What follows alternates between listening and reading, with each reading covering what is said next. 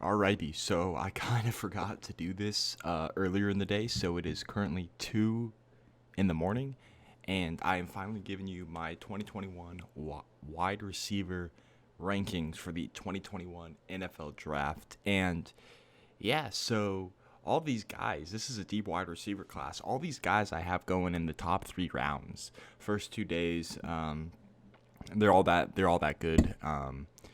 So maybe I'll make a part two if I need some more videos before the NFL draft. I don't think I will, though, so I think this is going to be the only one. And without further ado, let's get started. Number one is Jamar Chase. Like, come on. Come on. We knew that for a fact. It was going to be Jamar Chase. He had an outstanding 2019 campaign before he opted out this past season. And he had 107 receptions, 2,093 yards, 19.6 average, 23 touchdowns for 78 and 78 yards being his longest play. And I debated putting Devonta Smith as number one because of the season he just had, but I can't discredit what Jamar Chase did in 2019. Absolutely amazing, and he's the number one wide receiver in this draft, and I could see him going. He's going in the top 10, but I could see him going top 5 if a team really wants him. I hope he doesn't go to the Bengals because the Bengals really need a line. But with that, anyway, number 2 is Devonta Smith.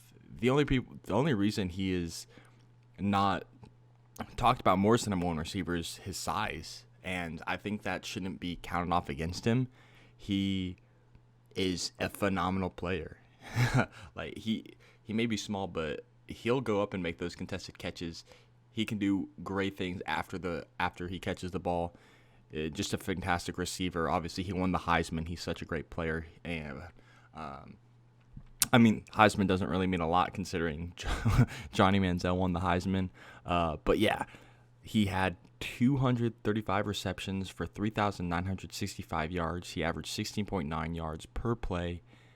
And he had 46 touchdowns, with his longest play being 85 yards. And yeah, he is going to be a steal. If he falls, someone's going to be getting a really great wide receiver. The third wide receiver is Jaylen Waddle. And yeah, he's just a speedster. Absolutely. If there's one receiver that you should compare to Tyreek Hill, it's Jaylen Waddle.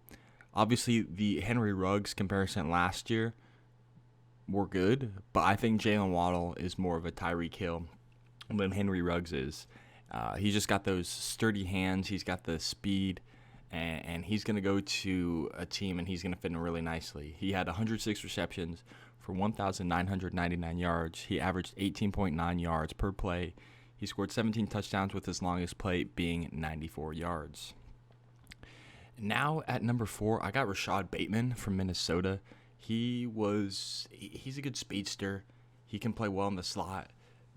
The only thing that I have against Rashod Bateman is how Minnesota utilized him. I wasn't a huge fan of all those screens they would throw to him.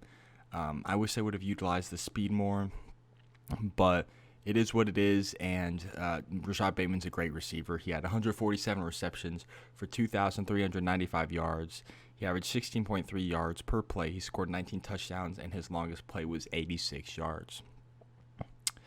The fifth wide receiver that I have is Kadarius Toney out of Florida. He's going to be a tremendous slot receiver somewhere. He's got the speed. He's got the hands. 120 receptions, 1,590 yards, averaging 13.3 yards per play.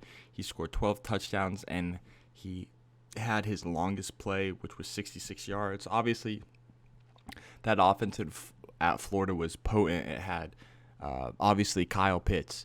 It had Kadarius Toney and Kyle Trask, and that offense was pretty amazing this past season. The number 6 receiver I got is Terrace Marshall Jr. out of LSU. Obviously, with Chase opting out, Marshall was the primary target this season for LSU, and he didn't disappoint. He had 106 receptions for 1,594 yards. He averaged 15 yards per play. He scored 23 touchdowns with his longest play being 75 yards. The next receiver I have is Rondale Moore out of Purdue. At the start of the season, he was the I can't remember. It was Jamar Chase, Jaylen Waddle, Devonta Smith, Rashod Bateman, and Rondale Moore as the top five. He's fallen a little bit, but he is still a great wide receiver. He is a speedster. The only thing that I have is the injury concern on him.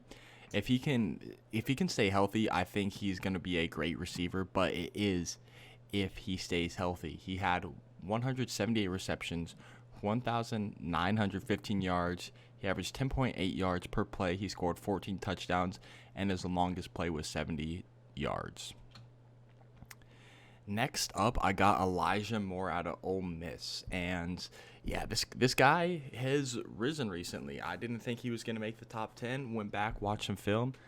This guy's a beast. At Ole Miss, he had 189 receptions for 2,441 yards. He averaged 12.9 yards per play. He scored 16 touchdowns, with his longest play being 91 yards. Next one, we got Amari Rodgers out of Clemson. Obviously, Justin Ross was the primary target in Clemson, but Amari Rodgers did what he could, being the secondary option. Obviously, Trevor Lawrence, Travis Etienne, Justin Ross, Amari Rodgers. That was a great offense as well. And at his time in Clemson, he had 181 receptions for 2,144 yards. He averaged 11.8 yards per play. He scored 15 touchdowns, with his longest play being 87 yards. And at number 10, this might be a shocker to y'all, but obviously I go to Oklahoma State, so this might be a homer pick, but it's Tylan Wallace. I mean, this dude's a beast. He doesn't have the best speed, but he'll go up and make the catch, and just a phenomenal talent. Tylan is going to be a steal in the draft.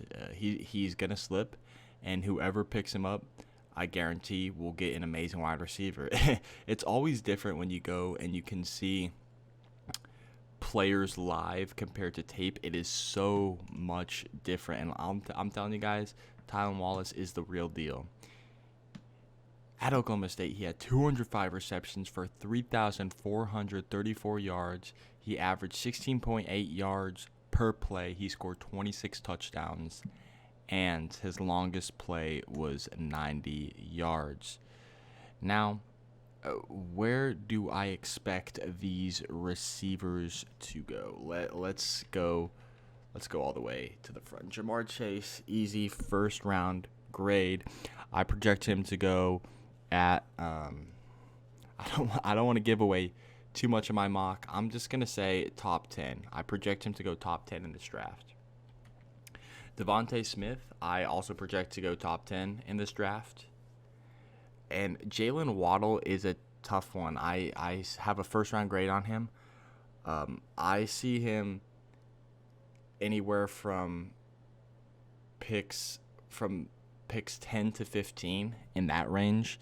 If a team really likes his tape, I wouldn't be surprised if he's drafted before Devonta Smith.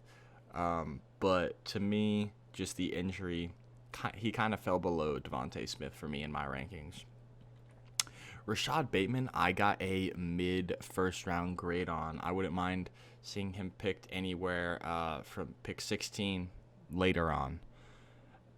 For Kadarius Toney, I have a late first round grade. This is going to be like picks 20 in the first round, picks 20 and later, around that area. And same thing for Terrace Marshall. I have a late first round grade on him too. And Rondale Moore, I got a late first, early second round grade. If I had to project, I would say probably second round is where he'll go. Yeah, I project Rondale Moore as a second rounder. Elijah Moore is a tough one. I also have a late first, early second round grade on him. I wouldn't be surprised if a team took him, but,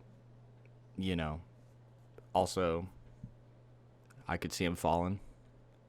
Amari Rodgers, I have a second round grade on him. Can't tell you exactly where in the second round I see him going. Could be mid, could be late second round, but who knows. And then Tylan Wallace, I have a round 3 grade on. I think he should go round 2, but I do see him going round 3. I appreciate y'all for watching. Tomorrow, I think I'm going to try to get the offensive tackle video out. That's not going to be as long because I'm not a great lineman evaluator, so I'm going off of what people have told me. There are a couple that I've done evaluations on myself, but other ones I'm going to have to trust people I know. And thank you so much for watching. I'll see you in the next one. Peace out.